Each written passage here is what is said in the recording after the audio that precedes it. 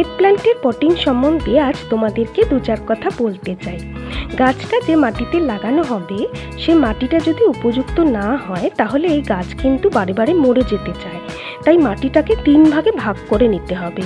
প্রথম ভাগে থাকবে সাধারণ মাটি, যেটা মাটির বেসিক স্ট্রাকচারটা প্রোভাইড করবে।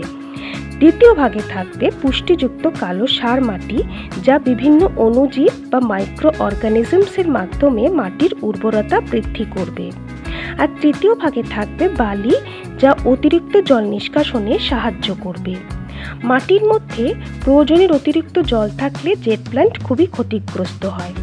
মাটিটা ঝুরঝুরে থাকা খুবই দরকার, তাই মাঝে মধ্যে এই গাছে জল দিতে হবে, রোজ নয়।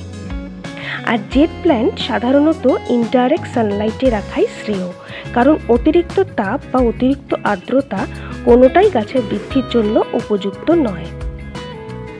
সাধারণত বসন্ত থেকে শরৎকাল পর্যন্ত জেড প্ল্যান্টের বৃদ্ধির সময় থাকে।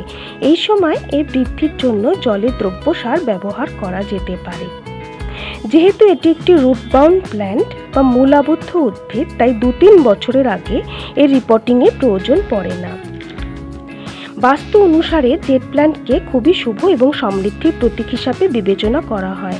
এছাড়া জেড প্ল্যান্ট প্রচুর পরিমাণে অক্সিজেন নির্গত করে পরিবেশকে শুদ্ধ করে। তাই একটি সুস্থ সুন্দর জেড প্ল্যান্ট আমাদের সকলের কাম্য। আশা করি যারা জেড প্ল্যান্ট ঘরে রাখতে চাইছো অথচ বারবার গাছটা মরে যাচ্ছে, তারা এই ভিডিওটা থেকে উপকৃত হবে।